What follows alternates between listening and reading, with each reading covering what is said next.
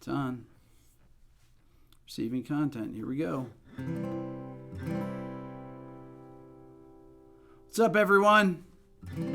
Welcome, Internet. Hopefully you can hear it. So after my video the other day, I decided that I should talk about some acoustic guitar techniques that my friends, frankly, were surprised that I knew about. They said, I didn't know you knew how to play all these songs on acoustic. And when I started playing, these were all the different types of techniques that everybody needed to be able to do. Strumming, flat picking, finger picking, hybrid picking, Travis picking. You had to know alternate tunings. This is just part of being an acoustic guitarist at the time. And everyone started on acoustic that I knew. By the way, there's a discount code that I do for every live stream, except today's is 30% off. And the code is RB712, today's date, 7/12.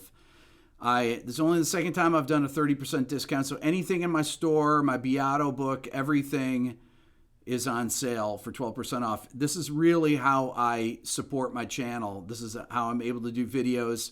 My acoustic guitar video that just got 1 million views was demonetized from playing, I don't know what particular song, for playing a couple of the songs. But anyways, we're going to talk about a lot of the different techniques that are used for acoustic guitar that I used in that video and that I think everybody should know. And these are things that people nowadays really don't, because there's not... I was brought up where folk music and fingerstyle playing and popular music was all happening at the same time.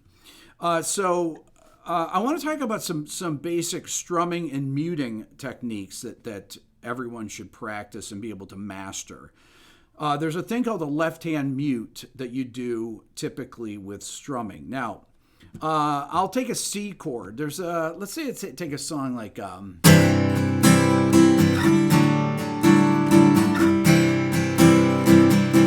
that's like a REM song, Man of the Mood. If I take a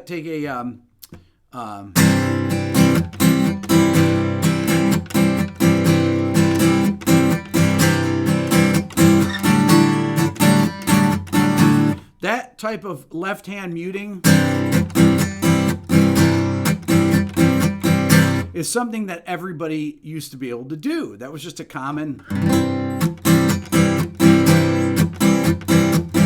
So what I'm doing is I'm lifting my hand off to mute the strings. And you notice my thumb is there also. So in case I'm doing a chord like D... then you're still going to be able to mute the D chord, although sometimes I will play. Now, muting was very common in, like Boston, right? Songs like that, you had to be able to mute, because the mute was actually part of the performance of the song. So when I'm learning these songs as a kid, I was learning all these techniques that I didn't realize. So I just took, if you even took just the Boston record, right? So you take More Than a Feeling. By the way, discount code, somebody said, mention it again, is RB712. Billy, you're going to say something? Oh.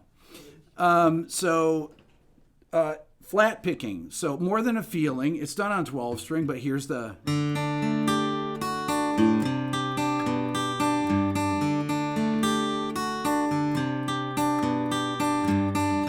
Now, I call it flat picking because you can also call it cross picking. Thank you for the depth and whisper. Cross picking. This is something that we used to use instead of finger picking, because you could do More Than a Feeling fingerstyle, but players would choose to do it. A lot of electric guitar players would choose to do cross picking because you'd have a stronger sound with it. So it also gave you a lot of ability to skip between strings. People ask me, wow, you're really good at or will say I'm really good at skipping between strings when I'm playing single note solos that have big interval jumps. It's from flat picking, frankly, from playing. So you'd have to really be able to isolate those types of patterns, right? So those kind of things, any type of alternating picking patterns like that were really important. If you want to isolate a melody within a strumming pattern, like in Norwegian wood, I thought that's a great example, and that was kind of always a tricky thing to navigate through, right?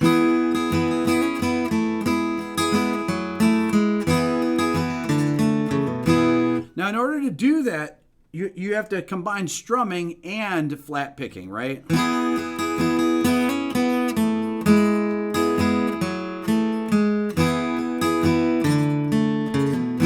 That's why that was one of my favorite parts to play, Norwegian wood, because it's an incredibly good melody. It's also tricky to really...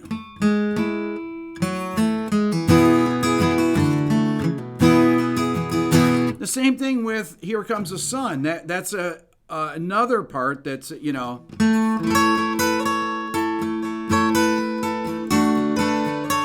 To actually hit that low string and keep it moving.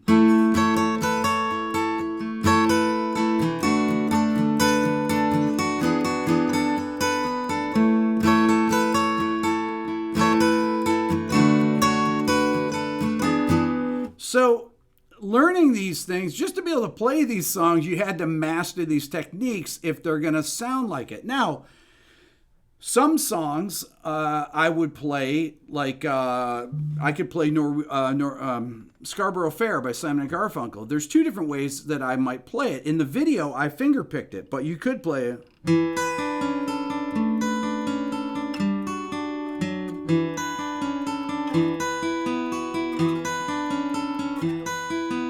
But you have to have really good pick control to do that, right? So then if I were to play fingerstyle, you can already hear the difference in tone.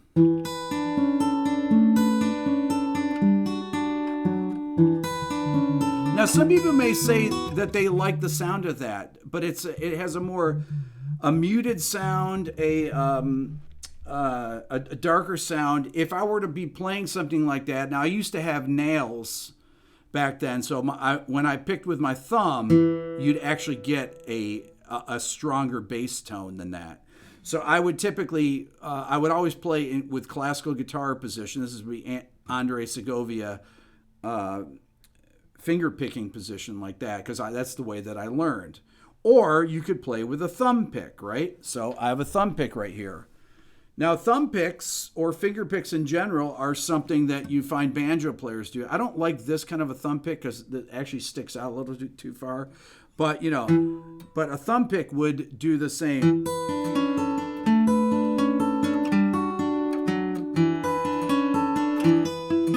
Now, to me, the thumb pick there has too big of a change of tone from my fingers, which don't have nails on them. So you either need to wear finger picks on all your fingers, or you need to have nails on these fingers to pick with to get a more consistent sound. This particular Dunlop pick is actually too long. There are ones that are a little bit closer cut and that don't have as much of a point. These are really bad. Bert just said that. Those picks are horrible, which they are. It happens to be the only one that I had there in my pick jar. I think I have a steel one here that's a little bit different. This one's actually pretty much just as bad, but steel thumb picks they're better for playing banjo. That's what I would use. And this particular one is really doesn't fit my finger that well. Yeah, it's moving around, so it's no good. I would prefer to either finger pick. Sounds more consistent.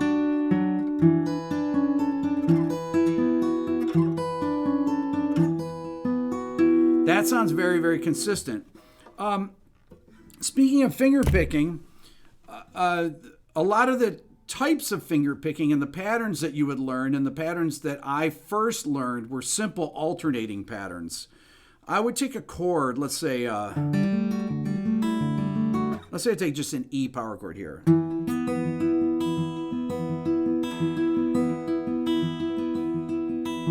Okay, this is an alternating right hand pattern. So my thumb is alternating between the A and D string. I'm involving all three fingers. So thumb, index, thumb, middle, thumb, index, thumb, ring. Thumb, index, thumb, middle, thumb, index, thumb, ring. Travis picking.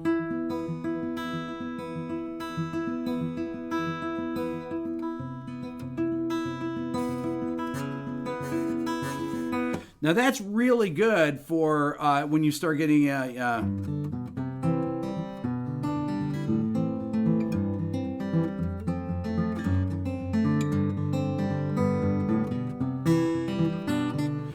when you get into faster finger picking for, maybe bluegrass style, being able to do that alternating thumb is very, very important. Playing ragtime, things like that, patterns like this.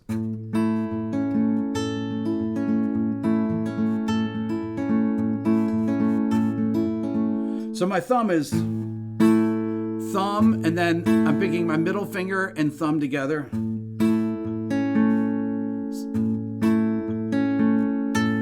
So you're actually involving all the fingers.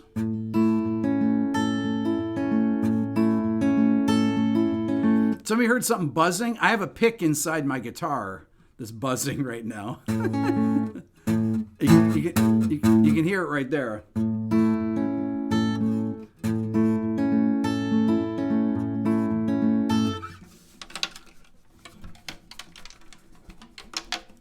I haven't been able to get it out the last couple days, so it's been in there. I don't know. It keeps. That's a technique that I'm going to teach later on once I figure out how to get it out of there. Right? That's one of the things you want to teach. But that is a very difficult pattern to play, I think, for people to do. I'm going to show you from the side. So I'm going to get thumb, then thumb and middle. Then you go thumb, index, thumb. Then you do the outer strings together.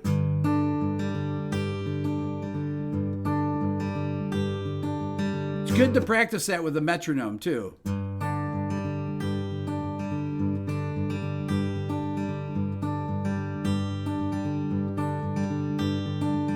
Then you try other chords, like a C, where when you have the root on this string,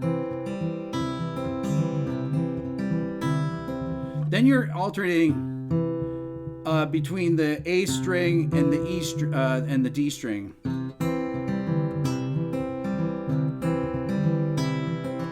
Okay, so you're really not going root fifth there. You're going root third.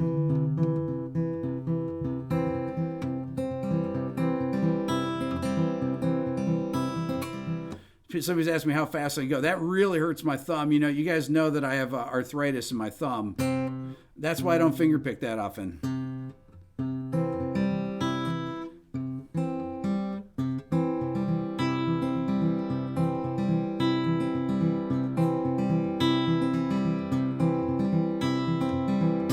So that's that pattern there. Somebody asked me,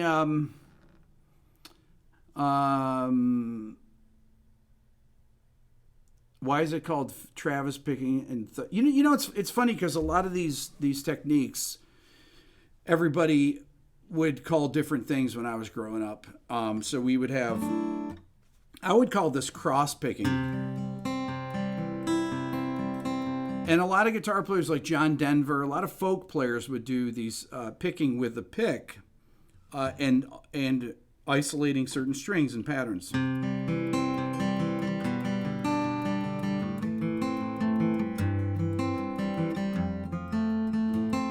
Or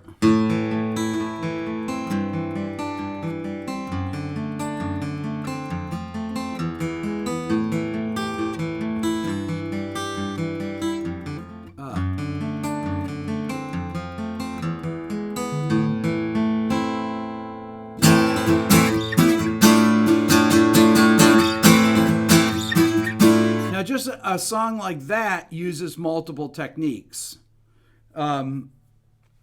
Somebody says, please tell me you've practiced these songs a million times already. Well, I've played them for 50 years. But being able to play these, this was just part of if you wanted to play songs for people growing up,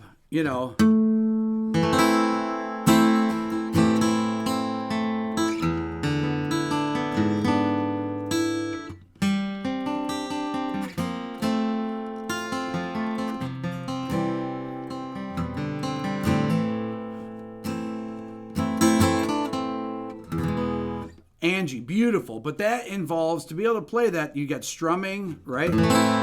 Or harmonics. Then you have to isolate notes like that. Then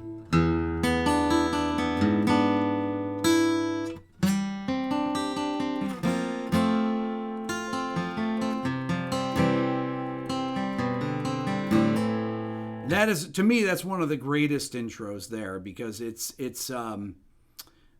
because first of all, it's really advanced what he's doing with the chord progression. A minor, E7 over G sharp, then he goes down to G sus4 to F sus4 to F, and then C sus4 to C, and then G over B back to A minor. That is Brian asks, is Angie in a different tuning on the record? No, it's not. That's it. Exactly. You can watch Keith Richards play it on YouTube. Sounds like Hotel California. That's actually an interesting.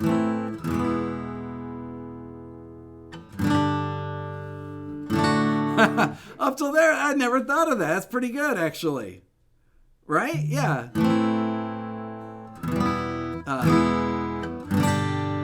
But then when it goes, there we go to there, they would go there instead. But that's pretty good. I hadn't even thought of that. And then hybrid picking. Okay, so this is another thing that we would do. A lot of times when I would play something like Stairway to Heaven or whatever it would be, I would hybrid pick. Honestly, I would do, for Norwegian Wood, I would typically hybrid pick that. And I learned hybrid picking, Now,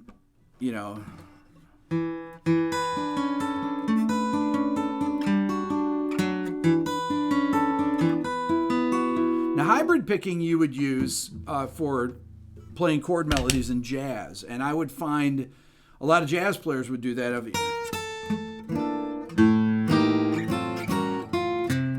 If you want to go from chord playing, right?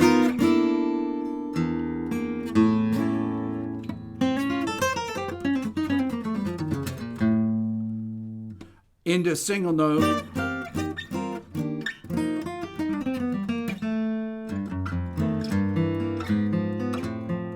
Then things like that, you need your pick, because in order to go between these different styles, it's hard to play. You don't want to have to switch between fingerstyle and picking, so you hold your pick and you learn to do that with your other fingers. Well, that also leads you into being able to play single notes like that by hybrid picking. Okay, discount code, by the way, for the Beato book, anything at my store, 30% off, RB712. This is how I make my living. Aaron just put in the discount code here. You put it in at check.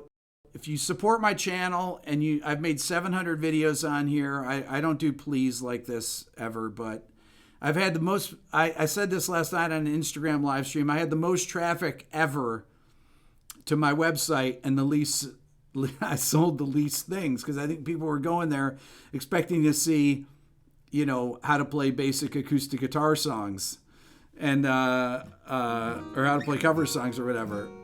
But if you want to support my channel, I sell mugs, I sell t-shirts. This is how I make a living, and I'm able to do videos for free. And I'm up to over 700 videos that I've done on the channel right now, and I plan to do another 700. Discount code is RB712. It's today's date, 7/12. So the hybrid picking. So that's kind of an interesting thing, is being able to you would do it for bossa novas, like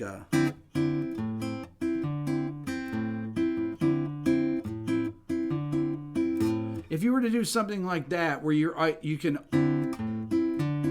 so that would be hybrid picking, where I'm using like that, or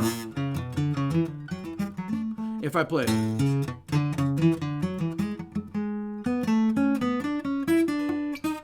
It's hard to do.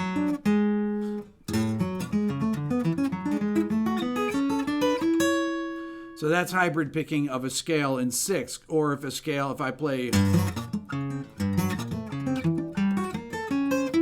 something like that, that's really difficult. Thank you, Brett.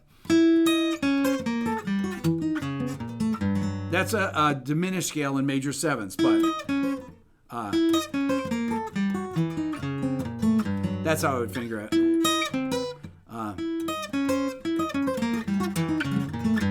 Now you'd never be. It'd be hard to flat pick that. That's about as fast as you can do it.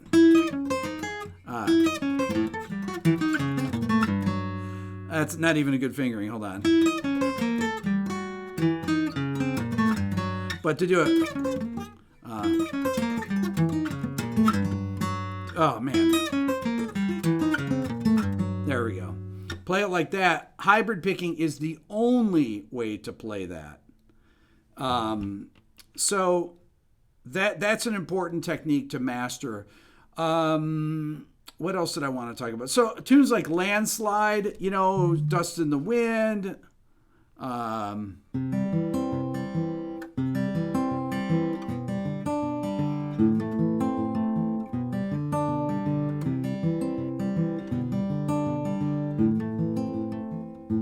So right there, that's just a basic.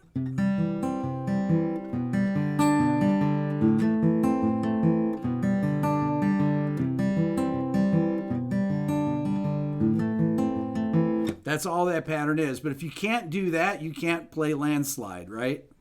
Let's see.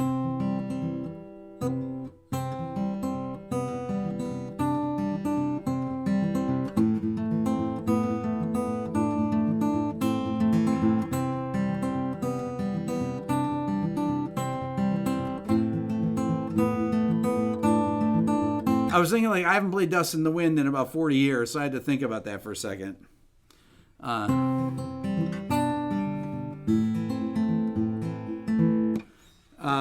So in order to play that, you cannot play that. You can't finger pick. You can't alternate pick that or anything. That has to be played finger pick. People have been asking what guitar this is. This is a Gibson 1957 Gibson Country and Western. This is the kind of guitar that Sheryl Crow would play. She had a 61 that she would play. I got this about 30 years ago or so. I bought it from a friend. I actually didn't, honestly, I didn't pay for it. I was signed to a record deal, and the record label gave us money to buy an acoustic guitar. So I bought this guitar, left it home, and then got a cheap Epiphone that I brought out on the road. And it's the only thing that I have from having a major label record deal. The only thing that I've retained was this guitar. Everything. Well, that's not true. Some of my amps back there I had from back then. So, okay, so a couple other things I want to talk about. I talked about flat picking, hybrid picking, the alternating bass, strumming with mutes. I want to talk a little bit about alternate tunings. Now, obviously, the first alternate tuning to learn is drop D.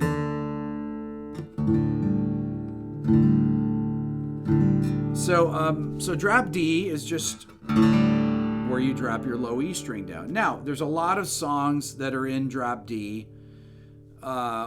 Old songs, or even if you just go back to the grunge era, right?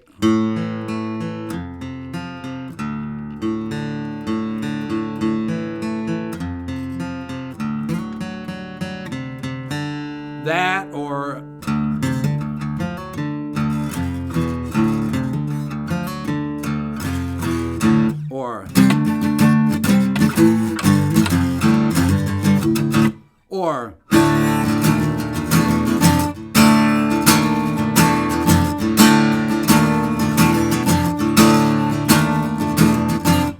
ones I did in the video, right?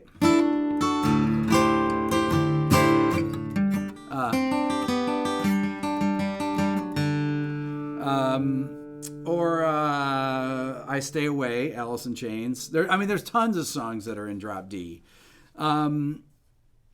If you get into Neil Young,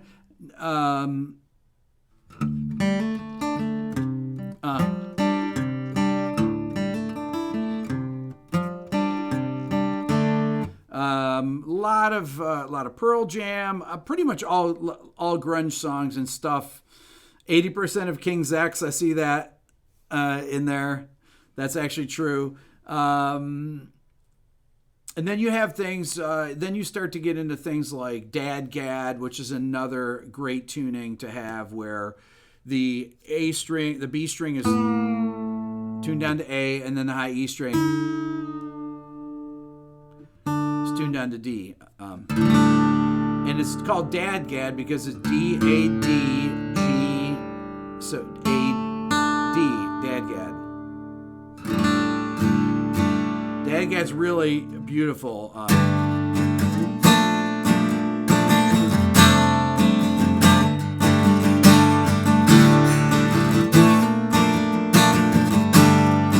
It just has a beautiful.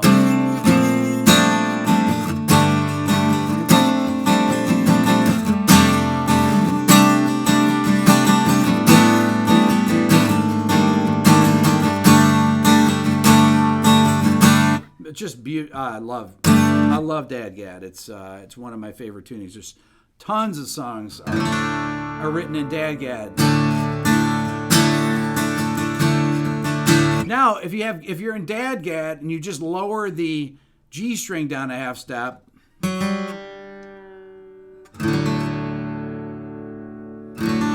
you have an open D tuning. Now, typically, if you want to play an open D or if you want to play an open E, what you do is you put a capo at the second fret, then you have open E.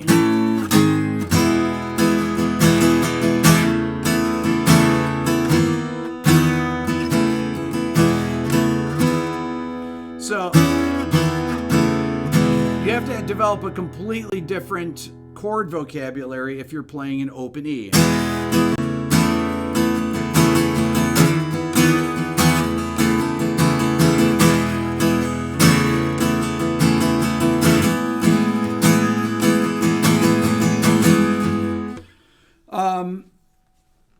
Man of Constant Sorrow, yeah, that's in Dad Gad. I've done a lot of writing in Dad Gad tuning.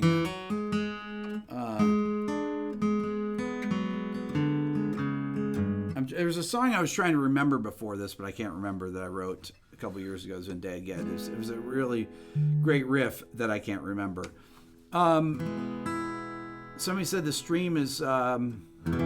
Dylan's not on the internet right now, actually. Believe it or not. I see people have dropped off probably because of the stream. So that's about all I'm going to talk about for today on this. But I wanted to come on and talk about some of these basic things that I've learned about playing acoustic guitar. Mastering these, learning cover tunes is really important in mastering these things. So I would say that that my list of songs that I did in my video is probably a good place to start. The discount code RB712, like I said, that's how I make a living for my channel. Since my videos get demonetized, my Boston one was demonetized yesterday. Got 100,000 views though. And my other one, my acoustic guitar video, got demonetized and that had 1 million views. So there you go. You guys are the best. Thank you so much. If the stream's down, watch the stream later. Thank you. I think YouTube's having a problem here. It's not me. My internet looks good.